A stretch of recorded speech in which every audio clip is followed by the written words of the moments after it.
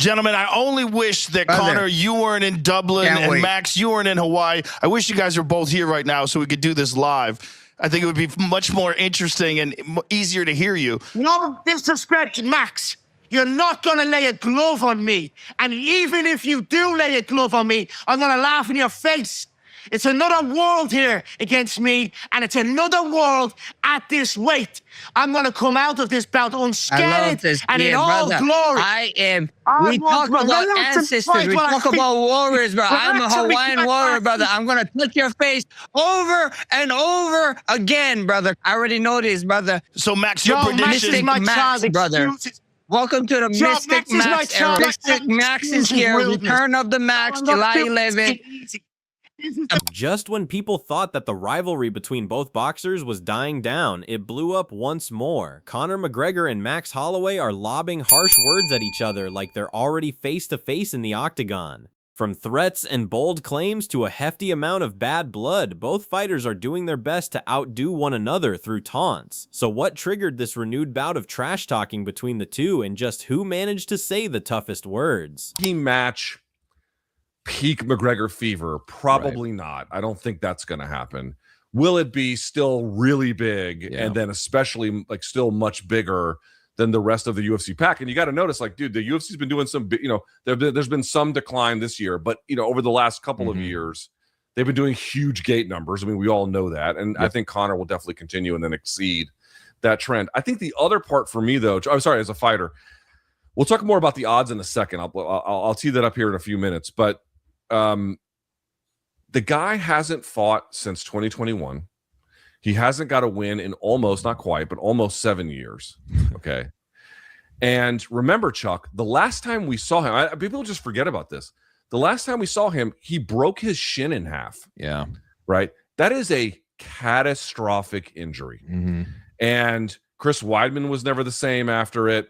Anderson Silva. What do you think Conor's getting paid for his fight with Holloway? Maybe 20 mil. 20? Yeah, that's what I'd say too. Maybe even more. 25. If I was Conor, I would ask for 30 mil. And you think you'd get that? Maybe 20, yeah. Immediately, the conversation moved to the future of this rivalry, and the major point that loomed over everything that was said next was whether this was going to be just a one-time appearance of Conor McGregor, or is he now back for good? However, even before McGregor could fully express himself on the matter, Max Holloway intervened and gave an overview of what he had planned. According to Holloway, he was set to beat McGregor in their first encounter, after which he will give McGregor another shot at him in a rematch before the end of the year. Things soon took a different turn when McGregor reflected on their initial meeting and criticized the fans' perception of it. McGregor claimed that history was rewritten in favor of Holloway, saying that both fighters started out as amateurs and denying the significance of age in the result. This obviously could not have gone unchallenged by Holloway, who gave his version of the story and reminded people about the events of that night. In just a matter of minutes, the topic had moved away from what lies ahead and shifted towards what happened in the past. Things that people are interested in is this a one-off fight, or are you back?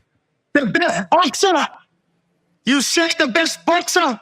We're gonna see. We're gonna see now, brother. This is not his last fight. I'm gonna go there. July 11th. I'm gonna handle business. We're gonna have a rematch at the end of the year. July 11th can't come soon enough. I'm gonna be 1-0 against him, and then we're gonna rematch at the end of the year. That's what's gonna happen.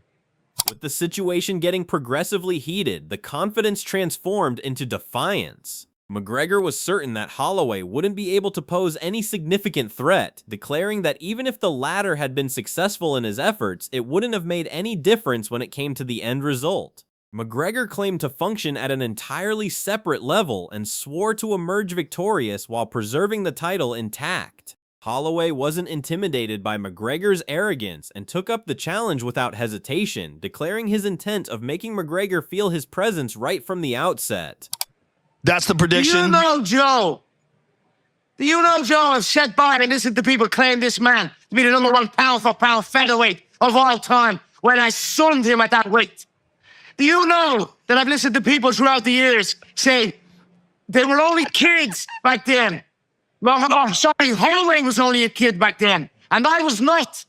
When myself and Max faced for the first time. Max had his sixth UFC fight. I was both kids, brother. But I also, did you know, Joe, that he did say that he was going to strike with me the whole time, but he got injured in the fight off of a takedown. In Boston. Did you know that? Did you know that we're talking about the best box in UFC, but then he turned into a wrestler in our fight? You know what's the best box in the UFC? I don't know if you knew that. And him.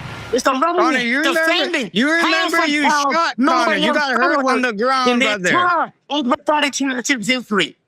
The arguments became fiercer as neither man wanted to concede the upper hand. First, McGregor greeted Holloway with one of his signature confidence displays, but he then proceeded to tell Holloway that the confidence would soon disappear once the punching begins. In return, Holloway shot back at McGregor's striking style and recalled the ways in which their previous fights had gone down. The friendly trash-talking soon transformed into another intense verbal battle between the two boxers who were now exchanging barbs with each other. Gentlemen, I only wish that Conor, you weren't in Dublin, and Max, you weren't in Hawaii. I wish you guys were both here right now so we could do this live. I think it would be much more interesting and easier to hear you. No disrespect, Max. You're not going to lay a glove on me. And even if you do lay a glove on me, I'm going to laugh in your face. It's another world here against me, and it's another world at this weight. I'm going to come out of this bout unscathed and in all glory. We talk about ancestors. We talk about warriors, bro. I'm a Hawaiian warrior, brother. I'm going to touch your face over and over again, brother. I already know this, brother. So, Max, your prediction. Max, brother. Welcome to the Mystic Max era. As soon as the discussion turned to the disparity in weights, Holloway was quick to emphasize that he couldn't care less about it. He did not view the step up as a negative one, but instead considered it to be just another obstacle to beat. Holloway referred to the many years he had been wrestling with much heavier guys and remained adamant that it would not matter one iota how many additional kilograms his opponent possessed. Fight week was imminent, and his message to McGregor could hardly have been any clearer. Shut up and fight. Brother, welcome back. Welcome back. Max is here. Return of the Max, July 11th. A bunch of gloves is going to get laid on that pretty face, brother. Keep it clean for me. I'm going to box his hands off me, hands down. Max, I'm going to box you out with my hands down. We saw the last time what happened that you didn't boxing. You ain't boxing. Anyway, child, quiet. Come on. Joe, I'm going to come out of this fight unscathed, and I want to go again. Max, what are your feelings about fighting at 170 pounds? Brother, this is another fight. This is just another fight. You keep talking about weight this, weight that. I've been the smallest guy in my gym most of the time during my career, so I can't wait for it, man. I can't wait for it. He left because he's all tuned up. I can't wait. Just show up July 11, brother. Oh, he's back. There it is. Yes, sir.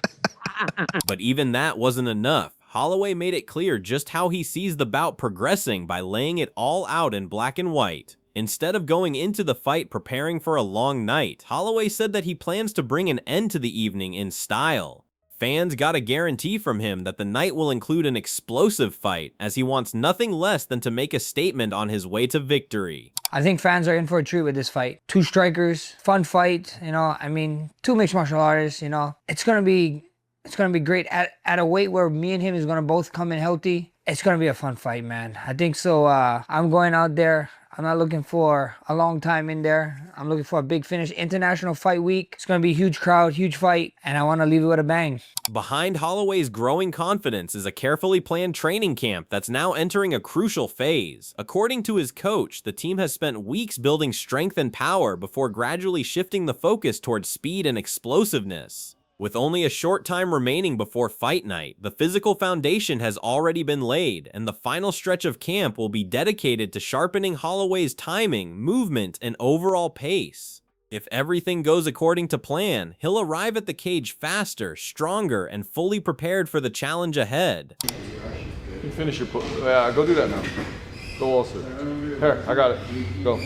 Something ringing for more than 20 seconds. That's Nori. You ever hear more than 20 seconds, Nori, for sure. Willing to bet my life.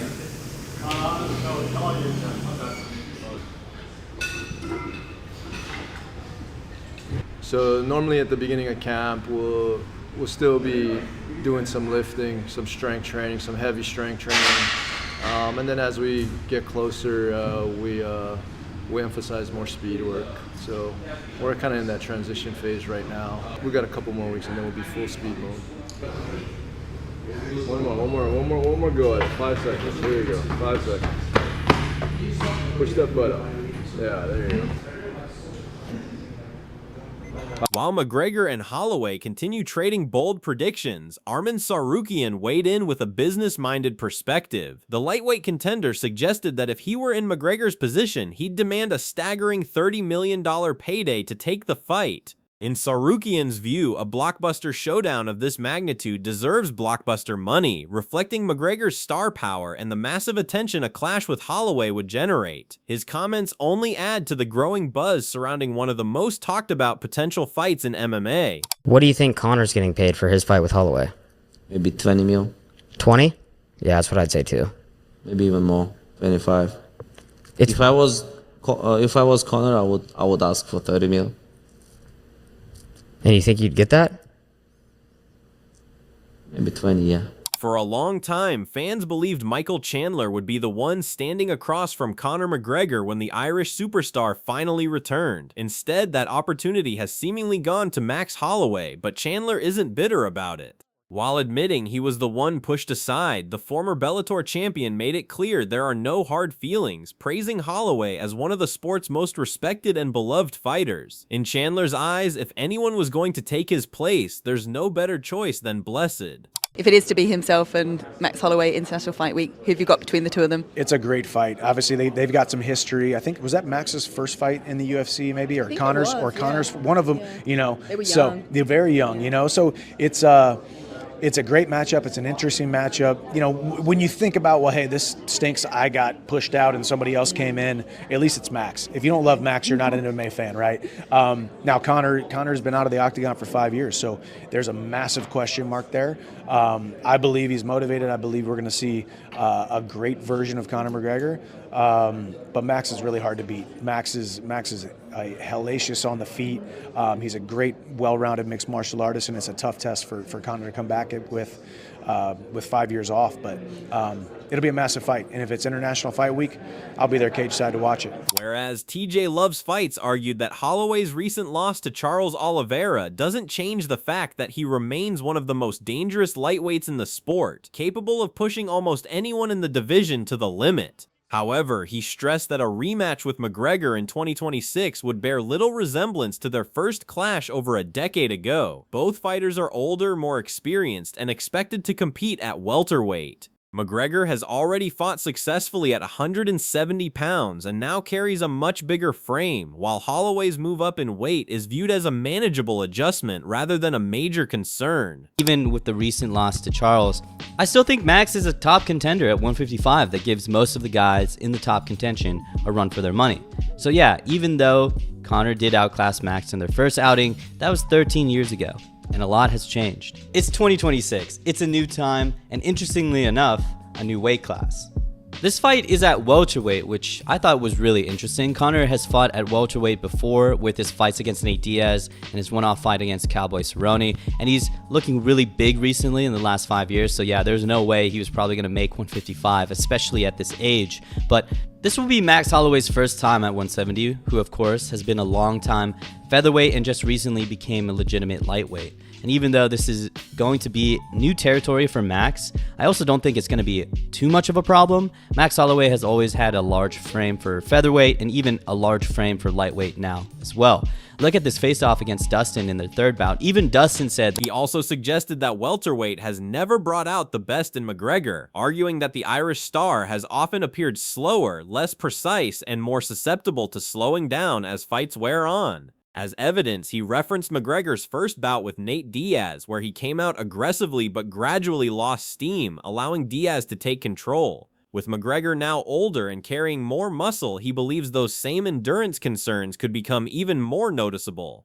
Holloway, on the other hand, is known for relentless pace, elite conditioning, and sustained pressure, making him a dangerous opponent over 5 rounds. Flip side, Conor has always looked slow and sluggish and prone to gassing out at 170. He really didn't look like his flowy, quick self in the first Nate Diaz fight, which led him to getting caught and ultimately turning into a wrestler and getting choked out. Conor McGregor would look really good in the first 2 rounds of their rematch, but gas out pretty bad starting in the third and slow down the rest of the fight. He's always looked better at 155 and 145, especially when he was younger and smoother with his striking. And with all that muscle mass that he's accumulated at 38, I just think Conor's going to look really slow in there, especially based on his past stints at welterweight. And then on top of that, Max has some of the best cardio in the game, can outbox even the best strikers at 155 for all 5 rounds, and will constantly put on the pressure and run circles around other strikers. I think that alone is a bad starting point for Luke Thomas then turned the conversation to the question many fans have quietly been asking: can Conor McGregor ever recapture the magic that made him the biggest star in MMA? Thomas isn't convinced a full return to the days of McGregor fever is realistic, believing that era has likely passed. Even so, he argued that McGregor's star power remains unmatched, with his name still generating more interest than almost anyone else in the sport. While the UFC may not have the same momentum it once enjoyed, McGregor continues to be one of its biggest attractions. That said, Thomas also urged fans to keep their expectations grounded in reality. He match peak McGregor fever? Probably not. I don't think that's going to happen. Will it be still really big and then especially like still much bigger than the rest of the UFC pack? And you got to notice, like, dude, the UFC's been doing some, there's been some decline this year, but over the last couple of years, they've been doing huge gate numbers. I mean, we all know that. And I think Conor will definitely continue and then exceed that trend. I think the other part for me, though, I'm sorry, as a fighter, we'll talk more about the odds in a second. I'll tee that up here in a few minutes, but the guy hasn't fought since 2021. He hasn't got a win in almost, not quite, but almost 7 years. Okay. And remember, Chuck, the last time we saw him, people just forget about this. The last time we saw him, he broke his shin in half. Yeah. Right. That is a catastrophic injury. And Chris Weidman was never the same after it. Anderson Silva. So who backs up the trash talk when fight night arrives, McGregor or Holloway? Drop your prediction in the comments, and don't forget to like, subscribe, and turn on notifications for more MMA content.